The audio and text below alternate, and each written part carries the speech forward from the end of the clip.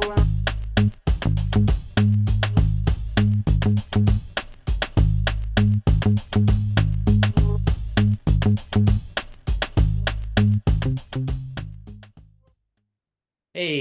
everybody. My name is Ethan Nash. I am with Nash Consulting. I am the CEO of our small but mighty little team, and I have a master's in science.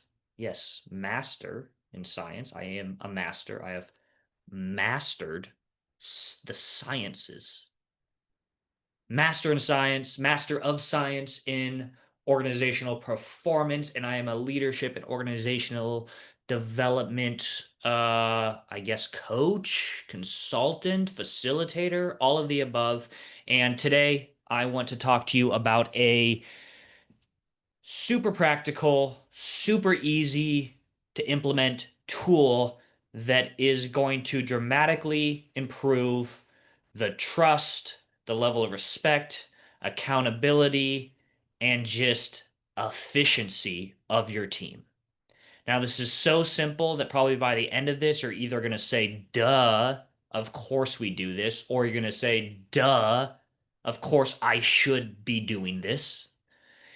And by way of an example, I'm going to give you a quick case study here. So let's just imagine that there is a department director, and this department director asks one of their team members for a report. They say, "Hey, I need this report. I got to prep for a leadership meeting the following week, so I need you to get this report done." And that person replies, "Got it." And then the week goes by and no report. So this director is rightfully so frustrated, very frustrated. Again, they are pretty consistently frustrated for these reasons. In fact, they think to themselves, I can't count on them to follow through on anything. And so this person loses trust with this person, and we have a relational issue. Now, this stuff happens all the time. I'm sure you've seen it, right? A missed expectation turns into a reliability issue. But here's the thing. When this happens repeatedly, it stops feeling like a scheduling issue and actually starts feeling like a trust issue, right? The type of trust issue that quietly erodes a team's culture. So with this case study, here's what the and by untrained, I mean untrained in system thinking. Here's what the untrained manager sees. They see an unreliable employee. So you know what they think to themselves? Hey, it's time to double down on accountability with this person again. Now, here's what the systems thinking trained manager asks. They ask, what simple shift in our process could prevent this from happening in the first place? This is part of what we train managers that we work with at Nash Consulting to think about, to think in systems, to recognize that people problems are very rarely a problem with the person. It's the root cause of the issue is most often have to do with something in the structure or your processes. So I am looking here, what's going on in our processes or structure perhaps that's causing this reliability issue with this person, as well as these four other people on my team that I also happen to have reliability issues with. Ah, look at that. Who's the common denominator here? All right, so let's think about the systems fix here. One systems fix here might be using what we call buy wins for every task and commitment. So we, of course, I mean, most of us, if not all of us, want to be seen as reliable, and we want to count on other people to be reliable, obviously. But reliability doesn't come from good intentions. It actually comes from clarity. And this is where buy wins come in. Okay, so like what is a buy win? So a buy win is, this isn't rocket science, folks. It's exactly what it sounds like. It's a clear deadline attached to a task or request. It's communicating by when you need something or asking by when someone needs something. Now, obviously, of course, this is not a new idea. But again, it's one of the simplest and most powerful tools for improving follow through, helping your team prioritize, and just ultimately improving trust. In fact, some of our clients have seen such strong results from this practice that they've actually started to embed it in their culture by posting signs around the office that says, use a buy win, ask for a buy win, or even adding reminders to their email signatures saying, did I give you a buy win? And some even have like pins that say, ask me for a buy win. Pretty cute, right? So again, you might be hearing this being like, yeah, of course you give due dates, but I want you to think about if this isn't just a standard language that you have within your team or culture, right? This buy win language, there's a lot of things that end up happening that hurt our reliability. Meaning, yes, we give deadlines for some big projects and stuff like that. But how about, hey, I need this report back from you. Hey, can you pull this file for me? Can you get this for me ASAP? In fact, the term ASAP have damaged so many relationships in the workplace. It's just crazy because we think ASAP. That means I need to do it as soon as possible. And so I go do the thing right now because it's as soon as possible. I get it to you and then I leave it on your desk and I see that that thing hasn't moved from your desk for the next week. So I'm saying, okay, I can't like that person is not telling the truth. They didn't actually need it ASAP, and that turns into a relational issue, a trust issue. Or here's what also happens with ASAP. Can you get me this ASAP? Sure. And I interpret ASAP as whenever I can get to it. And so a week later, I still haven't gotten to it. And I think to myself, I told this person ASAP, I still haven't got it. I can't rely on them for anything. So there's just all these kind of micro tasks and assignments we give people that would all benefit from having a buy win. Create buy wins as a cultural piece for your organization. That's the bottom line. So here's the idea play in just basically in plain terms. If something needs to get done, there should be a clear buy win with almost no exceptions. I'll repeat that because I want it to stick. If something needs to get done, there should be a clear buy win. And if there isn't, someone should ask for one. So, what I'm encouraging teams to do is create this culture of kind of this two-way street. If I need you to get something done, I give you a buy win. If somebody asks for me to get something done, I should ask for a buy win if they don't give it to me. So we're holding each other accountable for this. All right. But again, with consistent buy wins in your culture, people know how to prioritize because we think, hey, hey, I need you to get this report done. Can you get it to me by 4 p.m. Thursday? And I say, well, I mean, I could, but you've also given me this buy win, this buy win, this buy win before then. And so I might not be able to do all of those. Okay, actually, thanks for that information. Yeah. So this buy win I gave you earlier to do this other report, you know what? Let's delay that one a little bit because this one takes priority. So by just having the buy win conversation with each other, we help each other prioritize what is most important here. And also with consistent buy wins, expectations are now visible and shared. Because what I encourage managers to do and everybody to do is I track my buy wins. Or I send out a calendar appointment for that buy win. So we're all seeing this with each other. And so trust is going to grow through this type of consistent follow through. Now, here are 6 principles for making buy wins work within your team. Principle number 1, establish a buy win for every task or request. I know I've driven this point home, but I'll do it even further. So establish one for every task, every request. Give one clearly. Can you get this done by Friday at 3 p.m.? Now, notice that, how I said that. It's a question. I didn't say, get this done by Friday at 3 p.m. or I need you to get this done at Friday at 3 p.m. I asked, can you get this done at Friday by 3 p.m.? Framing it as a question, I am demonstrating this as a partnership, which I'll come back to. Now, I might actually need it by 3 p.m. on Friday, and I just have to be clear about that. Hey, I need this by 3 p.m. on Friday. Um, it's just got to happen. This also, again, I'm repeating myself because I want this to stick, but if you don't get a buy win, ask, hey, when do you need this buy? So think about this. These are the things you're establishing with your team, these 6 principles. Establish a buy win for every task or request. If you don't get one, ask. And what also goes with this is negotiate the buy win if needed. This is supposed to be a negotiation. This is a two-way conversation. So pro tip for managers. Remember, you have a power differential. So try starting with, hey, what works for you? And then collaborate to land on a realistic deadline.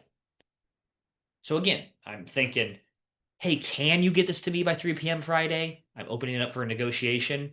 Hey, I need to get this done. What's going to work for you? You know what? Probably Monday by 5 p.m. Okay, is there a chance we could do it before the end of the day, Friday? Because I need to see it. I probably need to look at it first thing Monday morning. So as long as it's kind of in my inbox first thing Monday morning, we should be good. Does that work? Yes, that works. Cool. We're having a negotiation about it. So what I'm implying here is buy wins. I don't encourage you for them just to be this top-down thing where I, as the leader, just give buy wins. It's a conversation. It's a negotiation. Also, remember, ASAP is not a buy win. Whenever is not a buy win. Be specific. Now, there might be the one-off thing in which you say, hey, get to this whenever you can, because it's just not that big of a priority. But just understand the trade-off with that. If you are saying, get this to me whenever you can, you might be waiting a long time. So be okay with that. Right? And again, this conversation itself helps people prioritize. Hey, if this buy win takes priority, can we shift that other deadline out a week? So this is all principle number 1. Establish a buy win for every task or request. Principle number 2, meet your buy wins, which means, first off, be honest and realistic about what you can commit to. Right? And also, don't say, yeah, probably I can meet this buy win, or that should be fine, or I'll try. Those are my pet peeves, like, because that just puts everybody in hope mode. We just hope that they're going to hit that buy win. So establish a clear one, and then everybody should work to meet those buy wins. And this leads me to principle number 3, which is life happens. Okay, if you're going to miss your buy win, renegotiate it ahead of time. Trust is built when you communicate before the deadline, not after. I think everybody understands life happens, work happens, but we lose trust when it's the due date or it's after the due date and you said, hey, sorry, I couldn't get that on time. It's like, dude, why don't you just like let me know once you realize you weren't going to hit that? That builds trust with people. By the way, side note, some research at Harvard, they actually found that managers generally responded very positively when employees asked for more time on tasks. But employees' perception was that, I mean, they basically feared looking unmotivated or incompetent if they were to ask for an extension, so they didn't ask. And what this led to was missed deadlines, which ended up making them look incompetent or unmotivated. So it's this dichotomy. Managers will see you as will view you as positively if you ask for an extension, but employees don't want to ask for an extension because they think they're going to look negatively. Put them in a negative light, basically. So punchline here, make sure your team knows it's okay to negotiate or ask for an extension. Just get ahead of it. Hey, everybody. Quick interruption here. I have 2 things for you. I have an announcement and I have an ask. First, for the announcement, I wanted to let you know that registration is now open for our signature leadership development workshop series. This is Managing with Mind and Heart. It's the online experience, and if you register, you will be joining thousands of other leaders who have participated in this workshop series. We're talking a skill-focused, practical, human-centered management training, and you'll be participating in it in a cross-industry cohort of other leaders. We would also like to give you, our dear listeners, a gift. So if you'd like to register for this, use the discount code MINDANDHEARTPOD, all spelled out. MINDANDHEARTPOD for 20% off this workshop series. Additionally, Just a quick ask, if you appreciate this show, if you get value out of this show and you'd like to support us, the best way you can do so is by subscribing and leaving us a review. This helps other people find the show. All right, that's it. Thank you. So that's all about principle number 3. If you're going to miss it, negotiate ahead of time. Principle number 4 is follow up on buy wins you've given. This is how you build a culture of accountability. Track what you've asked for, track your buy wins, and check in on missed due days. And if someone misses a buy win and you say nothing, everyone learns buy wins are optional. Remember, what you allow, you teach. So that's principle number 4. Follow up on your buy wins you've given. Principle number 5, be honest about your buy wins and the why for this buy win. What I mean by this is avoid arbitrary deadlines. People start to notice that. Hey, get this to me. I got to give a buy win. I don't know, Wednesday, 4 p.m. And then they realized that you didn't actually need that. And they had other more important things they could have been working on because you didn't actually need it till like 2 weeks later. You're going to lose trust. So avoid arbitrary deadlines. And then when you're giving your buy win, if the timing matters, just explain it. So rather than, I just need this by end of the day Thursday. Yeah, you got it, boss. No, instead, hey, I need this by end of the day Thursday. And the reason I need it by end of the day Thursday is I need it to prep for Monday's meeting. So basically here I'm saying the employees might be thinking, well, that meeting is not till Monday. Why do you need it by end of the day Thursday? Well, I'm explaining that. I need a few days. I need the weekend to sit with it before that meeting. So explain the timing if it matters. And lastly with this, just if there are checkpoints for this project, for this overall thing you're working on, clarify what's due and when. Hey, part A, I need by Friday, part B by Tuesday. All right, so again, this is point number 5. Be honest about your buy wins and the why. And principle number 6 here is use buy wins in all directions. I mentioned earlier, this isn't just a top-down thing. So this does include, of course, the manager working with the employees on establishing the buy win, employees giving managers buy win, peers across from each other giving buy wins. And also, this applies to buy wins with your clients, your vendors, your partners.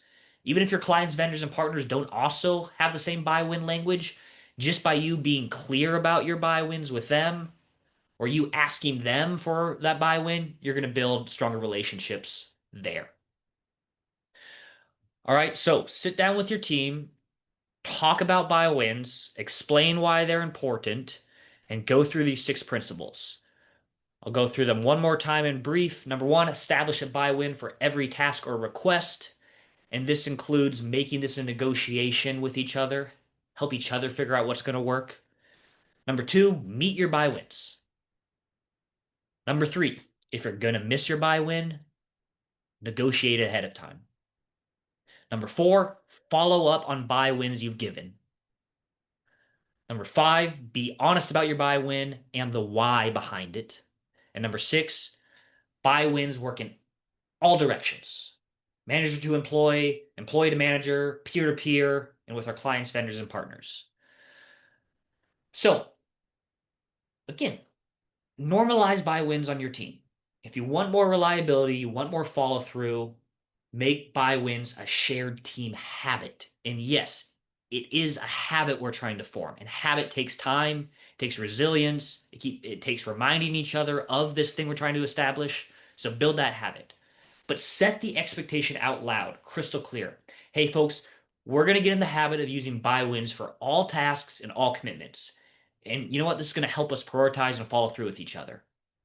And then reinforce this habit with just simple prompts. In fact, write these prompts down if it's going to help you, but this is what's going to help you formulate that habit within your team.